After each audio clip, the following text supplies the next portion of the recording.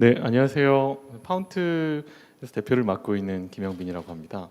네, 오늘은 제가 이제 인공지능을 활용한 투자에 대해서 좀 말씀을 드리려고 하는데요. 사실 이제 여기에 대한 이제 기대감과 오해, 또 사실 이제까지의 좀 그 해외 성과들, 또 국내의 성과들, 특히 이제 저희 회사 국내 같은 경우 저희 회사 사례를 중심으로 좀 말씀을 드리려고 하고요.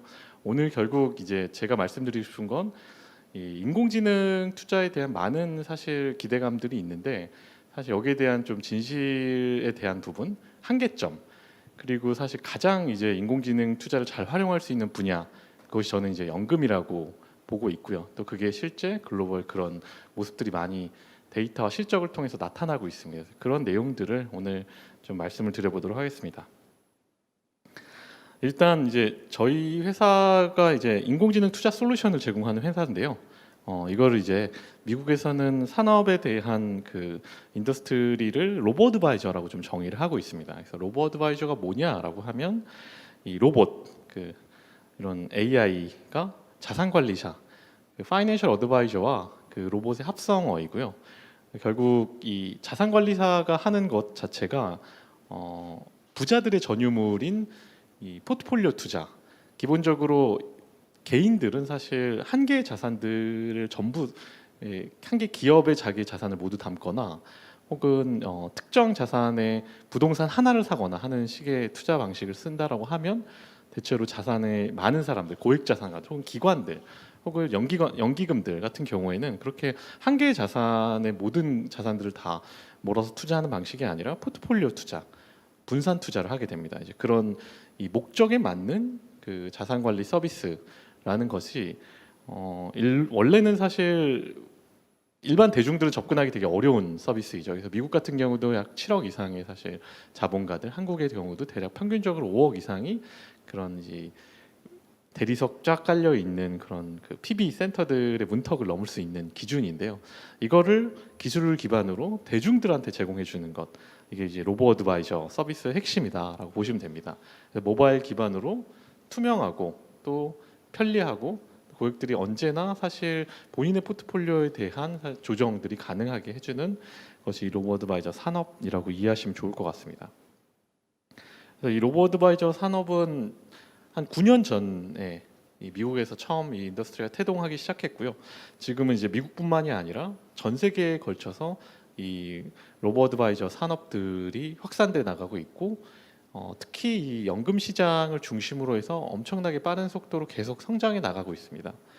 그래서 그 규모가 어느 정도냐라고 본다면 대략 그 2021년 올해에 예상되는 규모가 사실 그 천조를 돌파할 거다라고 좀 예상이 되고 있고요. 사실 미국 하나만 보더라도 이 600조 원을 현재 돌파한 상황이기도 합니다. 그래서 어느새 이제 이 시장이 굉장히 크게 자리 잡았고 제가 이 회사를 창업하기 그 전에 있던 직장이 이제 BCG라는 전략 컨설팅 회사였는데요. 그때 제가 봤던 보고서에는 이 뭐 BCG뿐만이 아니라 다양한 그 이 전략 보고서에도 2030년 경이면 이 AI 특히 이제 로보 어드바이저로 운영되는 자산의 규모가 1경을 돌파할 거다라고 했었는데 당시엔 되게 허황된 숫자에 가깝다라고 느끼는 사람들도 있었을 텐데 저는 사실 이게 왜 이렇게 가는지에 대한 동인을 보고 결국 이 시장이 이렇게 가겠구나라고 생각을 하고 사실 이제 6년 전에 창업을 했었죠.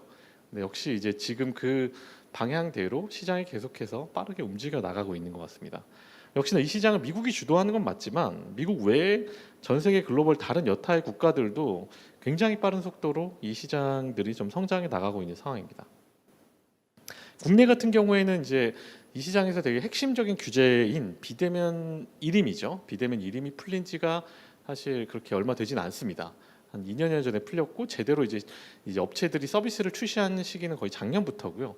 저는 이제 올해가 로보 어드바이저 시장이 한국에서의 사실 원년이다라는 표현을 많이 쓰는데 이 비대면 자문이 풀리고 비대면 이름이 풀리면서 이제 대한민국도 이 시장이 급격히 좀 성장을 해나가고 있는 상황입니다. 그래서 저희 회사도 이 그 AUM, Asset Under Management 약자인데요. 이 운용 자산 자체도 현재 이제 그 8천억을 돌파하고 있고 올해 이제 하반기면 1조 원을 이제 올해에는 충분히 돌파할 수 있고 이제 계속 저희 성장성 자체가 매년 그 급격한 성장 속도를 보여주고 있습니다.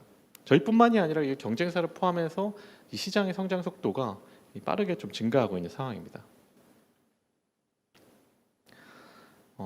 그래서 로보어드바이저가 하는 것이 그러면 왜 시장이 이렇게 커지냐, 정말 투자를 그렇게 잘하냐, 이게 수익이 굉장히 높게 나오기 때문에 이 시장이 커지는 거냐라고 하면 사실은 그렇진 않습니다. 그래서 이 부분을 좀 명확히 좀 알아주셨으면 하고요. 지금 작년 한 해 베터먼트라는 로보어드바이저의 대표 스타트업이죠. 작년 한 해 동안 모인 자금이 10조가 넘습니다. 엄청난 금액이죠. 그리고 그게 기관보다는 개별 개인들 고객들이 대부분이었어요. 그렇게 이제 특히 30대를 중심으로 한 해 동안 10조 원이 모일 정도로 지금 빠른 성장세를 만들고 있는데요. 근데 이 회사를 포함한 미국의 이제 상위 회사들의 이 창업 이후 지금까지의 성과들을 보면 S&P 500이라는 이제 미국의 대표 지수죠. 미국의 지수조차도 사실 이기지 못했습니다. 아니 그럼 되게 뭐 황당하죠. 아니 그럼 지수 하나 사는 게 낫지. 로보어드바이저에 맡기는 게 맞는 거냐라는 생각을 하실 수 있는데 결국 이 업의 본질이 운용 수익이 더 고수익이 나는 것은 아닙니다. 그러니까 척척박사 AI가 내일 어떤 일이 벌어질지를 알고 그 주식들의 마켓 타이밍을 재고 고점 저점을 찾아서 더 투자를 잘하는 그런 알고리즘을 보유하기 때문에 이 시장이 성장하고 있는 것은 아닙니다. 그래서 이 시장에 대한 사실 그 키 드라이버는 이 AI 기술에 의한 시장 예측이 아니다. 그럼 뭐냐라고 보시면 과거에는 사실 이제 컴퓨터를 이용한 뭐 차트 분석, 이 트레이딩 기법들 여러 가지 시도들이 있었습니다. 저는 이제 이게 좀 연금술에 가깝다라고 생각을 하는데 다들 한때 금을 만들어내고 싶어 하셨죠. 근데 뭐 결국 대부분이 실패를 했었고 단기적인 사실 알파를 만들어내는 그런 알고리즘을 설계를 하고 단기적으로 이제 큰 규모가 아닌 뭐 한 작게는 100억 미만 몇십억 단위의 사실 그런 자금의 빠른 회전을 통해서 수익을 내는 것들은 여전히 마켓에서 존재하는 것이 가능합니다. 근데 그 알파는 되게 빠르게 복제가 되고요. 사라지게 됩니다. 1년이 가는 알고리즘이 별로 없어요, 사실. 그래서 대규모의 지금 뭐 당장 베터먼트란 한 회사, 한 스타트업이 운영하는 자산만 40조가 넘어가는데 이런 40조 원을 꾸준한 알파를 창출해내면서 고수익을 내는 알고리즘이라는 것은 제가 생각할 때 되게 어려운 영역, 이 연금술, 금을 만드는 연금술에 가깝다라고 생각을 하고요. 그래서 이 업의 본질이 AI가 고수익 40%를 찍어주는 것들은 아니다. 가끔 이제 그런 광고들도 많이 있습니다. 이제 인공지능이 이 차트 분석을 해서 수익률 40% 보장 뭐 그런 광고들도 전 종종 보게 되는데 제가 그쪽 분야에 관심이 많다 보니까 그런 추천도 많이 떠요. 이제 그 구글 애드 같은 경우. 근데 제가 생각하는데 그런 알고리즘이 있다고 하면 고유 자산을 운용하는 게 맞는 것 같습니다. 은행에 돈을 빌려서 업체가 본인들이 고유 자산을 운용해야지 고객들의 돈을 빌려다 운용한다라는 건 사실은 넌센스라고 생각하는 게 맞을 것 같아요. 정말 그리고 대체로 그런 알파를 추구하는 알고리즘을 설계한 회사들은 진짜 다 고유 자산을 운용합니다. 대표적인 뭐 르네상스 테크놀로지를 비롯해서 미국에 있는 그쪽 분야의 굉장히 선도 회사들은 고유 자산을 이용해서 이제 자금 운용을 합니다. 그러니까 남의 돈을 운용하는 게 아니라 본인들의 고유 자산을 운용하는 것이 맞아요. 그런 측면에서 이제 AI가 내일 주식이 몇 퍼센트 올라가고 마켓 타이밍을 재는 것을 AI를 활용한다라는 것은 저는 경계하실 필요가 있다.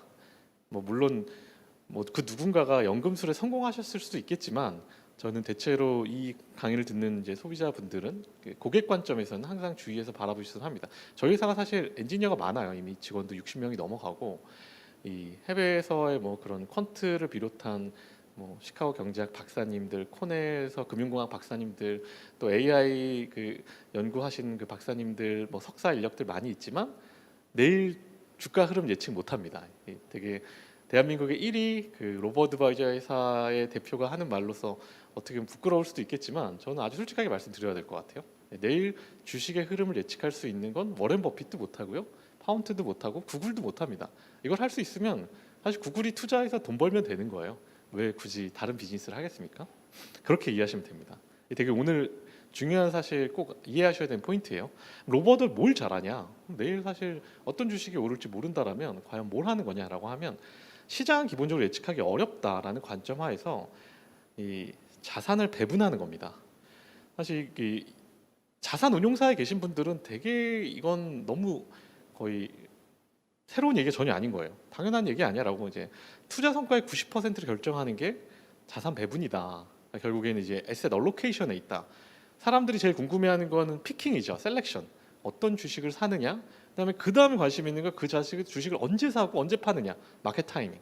다들 뭐 주식 리딩방에서도 가장 관심 있는 게 그 부분이지만 단기 성과가 아닌 중장기 성과에서 사실 훨씬 더 중요한 건 에셋 얼로케이션이다라는 건 이제 운용사 관점에서 특히 수조 원을 운용하는 그런 운용사 관점에서는 너무 이제 당연한 얘기들입니다. 이걸 뭐 굳이 논문을 갖다 쓰지 않아도 주식과 채권의 비중, 그다음에 전반적으로 대체 투자를 어느 정도로 섞어 가느냐, 그리고 얼로케이션을 적절하게 어떻게 배분해 하느냐가 사실 장기 성과에 훨씬 중요하다입니다. 그래서 결국 로보어드바이저가 하는 것은 이 에셋 얼로케이션 부분을 핵심을 두고 있습니다. 그래서 위험을 분산한다라는 관점을 보시면 되고요. 장기적으로 시간이 돈을 벌어주는 상품들이 있습니다.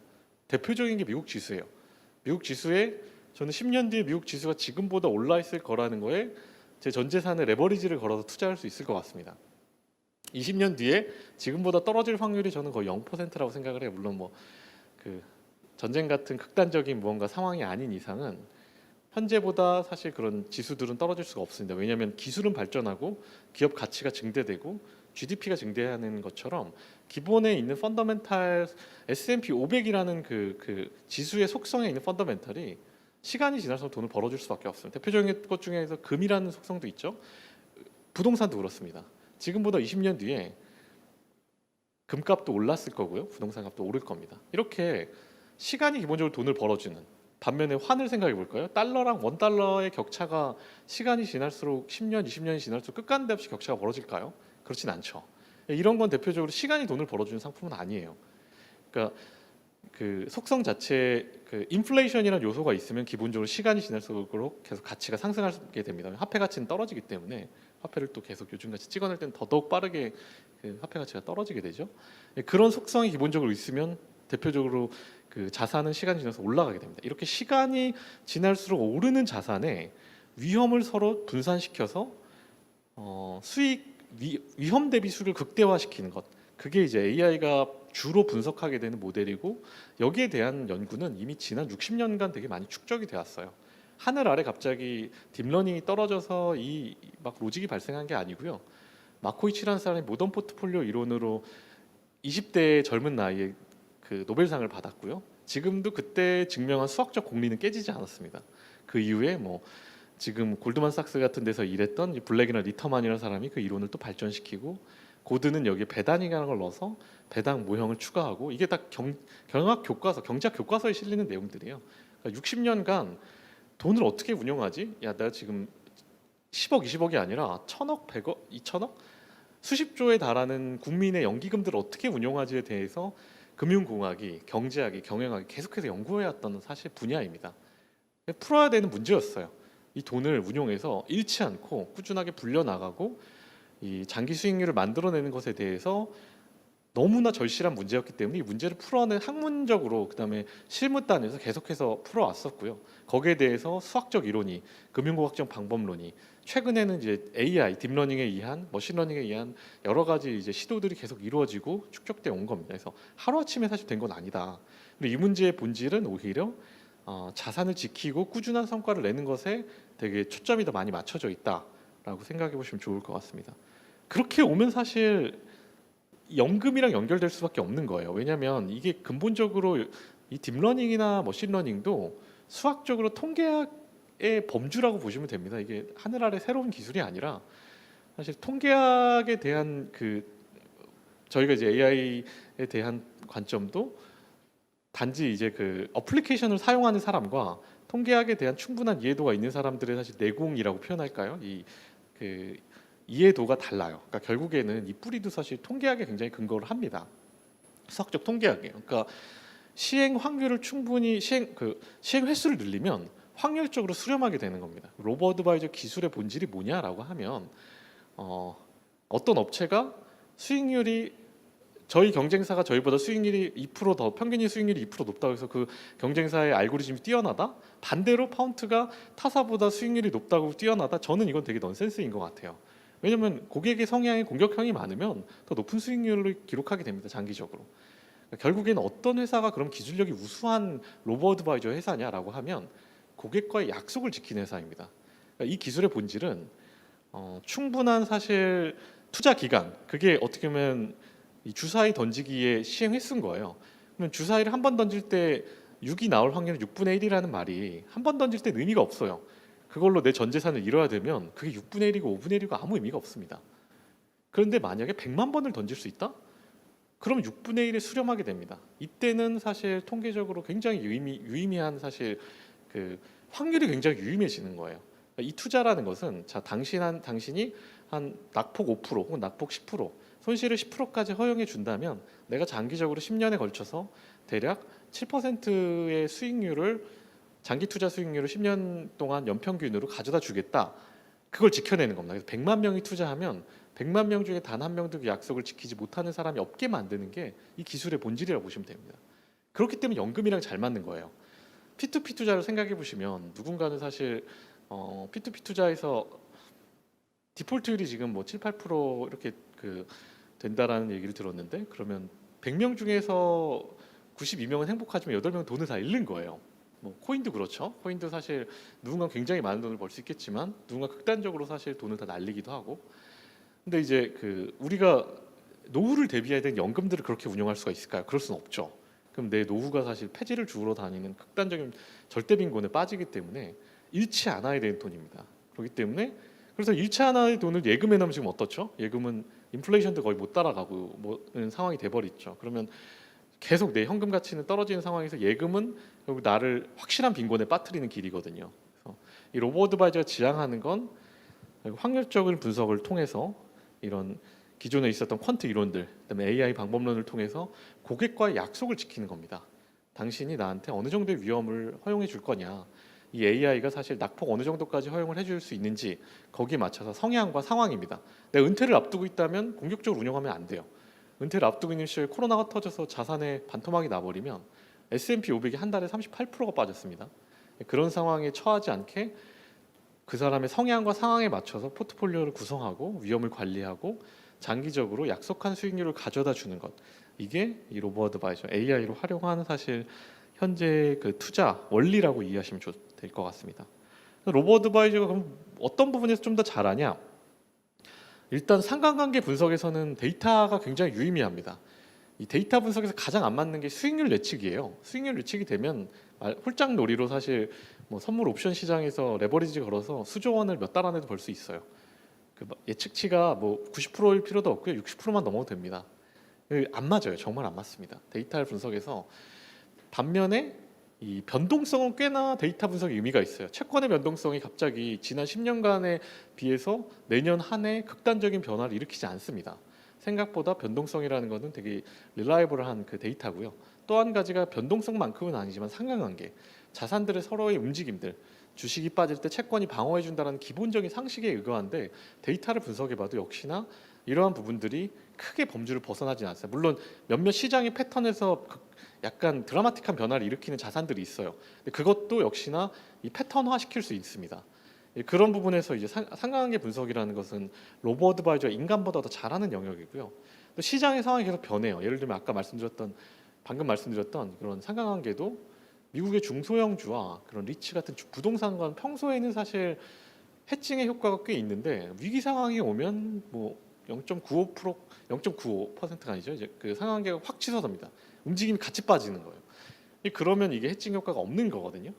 그러면 시장을 계속해서 모니터링하면서 적절하게 리밸런싱을 하는 것이 역시나 이제 정해진 그 방식대로만 하는 것이 아니라 데이터에 근거한 AI가 더 잘할 수 있는 영역이기도 합니다. 그리고 24시간 모니터링하는 것이 인간은 사실 계속 그렇게 할 수가 없는 거죠.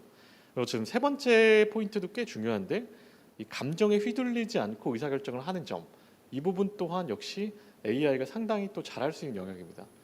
코로나 때 저희 회사에 있는 투자 전문가들도 AI는 계속 투자 베팅을 하게 놔두는 거예요. 공포스러워요. 근데 이제 그걸 사람이 그 순간에 지나고 나니까 그렇게 쉬운 장이었고 뭐 너도 나도 돈 벌었다라고 말씀하시지만 사실 저희가 회사가 그 당시에도 운영하는 돈이 수천억이었고 수천억의 자금 운영하는 입장에서 아니 이걸 지금 지수가 이렇게 빠지는데 정말 주식 포션을 이렇게 두는 게 맞아? 를 인간이 결정하는 게 정말 그 순간에 공포스럽습니다.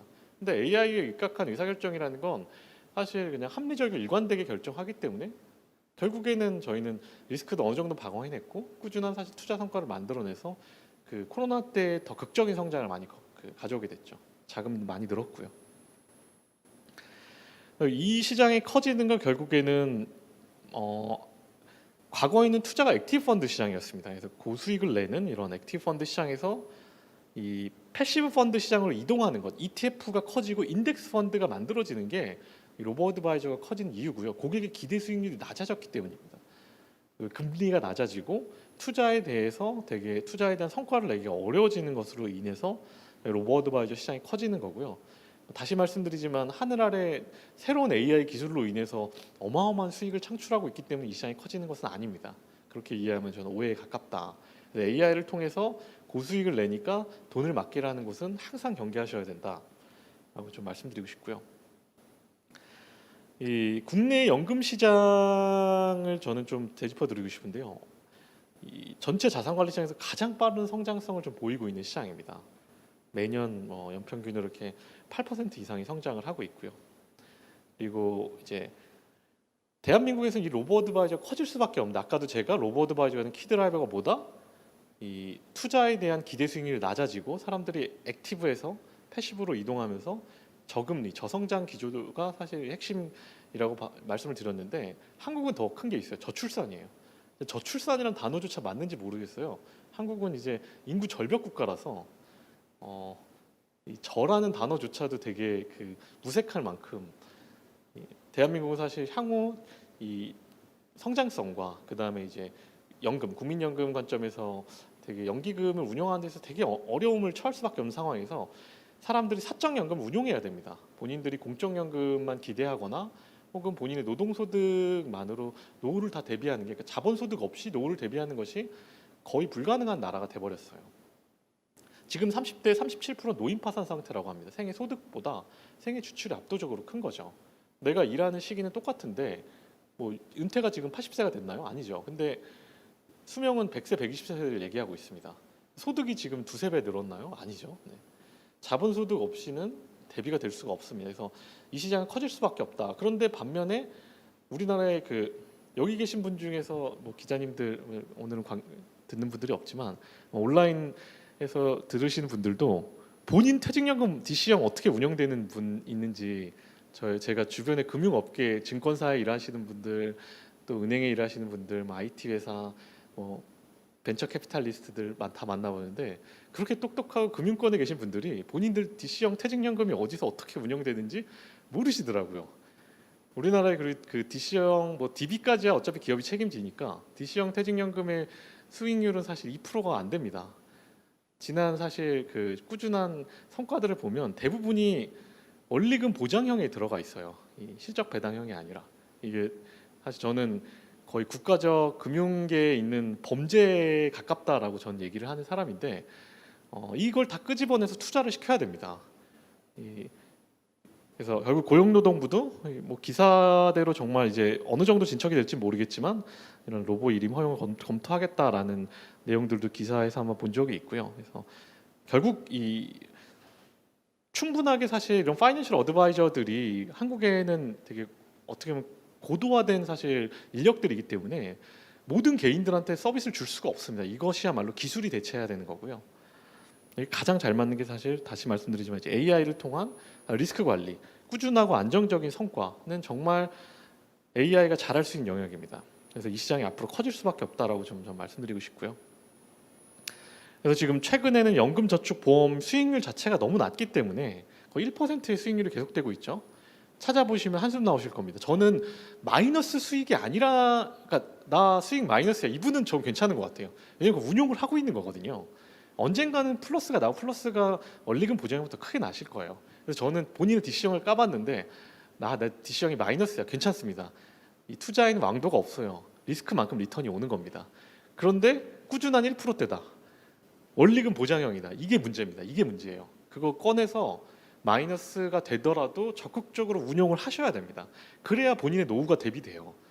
미국 같은 경우는 401k가 로보어드바이저 운영하는 401k의 수익률이 업체마다 다르지만 7%가 대부분 넘어요. 7.2%로 30년을 운용하면 8배입니다.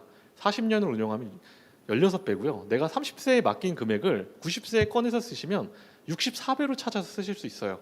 7.2%. 단 7.2%면 됩니다. 네.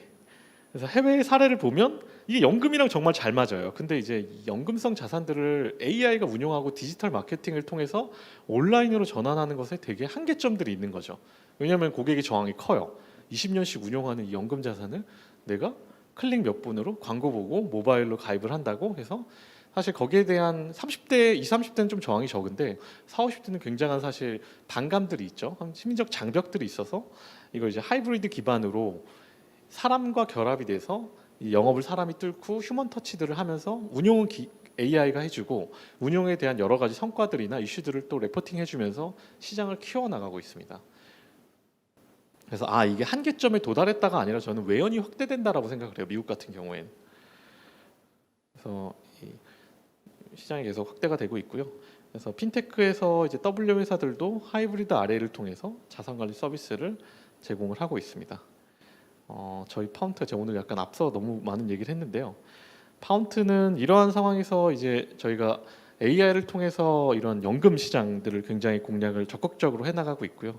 제가 약간 여기는 이제 시간 관계상 좀 빠르게 좀 진행을 하면 저희는 뭐 매년 거의 10배 이상의 성장률을 기록하면서 커져 나가고 있고, 특히 이제 연금 쪽에서 저희가 강조하는 연금에서의 장기 투자 성과, 그다음에 고객과의 약속을 지키는 점을 강조해서 이쪽에서 이 혁신을 좀 주도하고 있습니다. 또한 그리고 이 한국에서 저희가 굉장히 만들어낸 시장이고 주도를 하고 있는 부분인데 연금처럼 버려진 데가 또 있어요. 그게 바로 변액보험 쪽입니다. 변액보험도 최소 10년 이상의 투자가 보통은 평균 15에서 20년 가까이 장기 투자가 강제되고요. 열심히 영업해서 보험을 판 사람이 사라지는 곳이에요. 그래서 방치가 됩니다. 처음 가입할 때 채권 90%를 가입한 다음에 그대로 남아 있어요.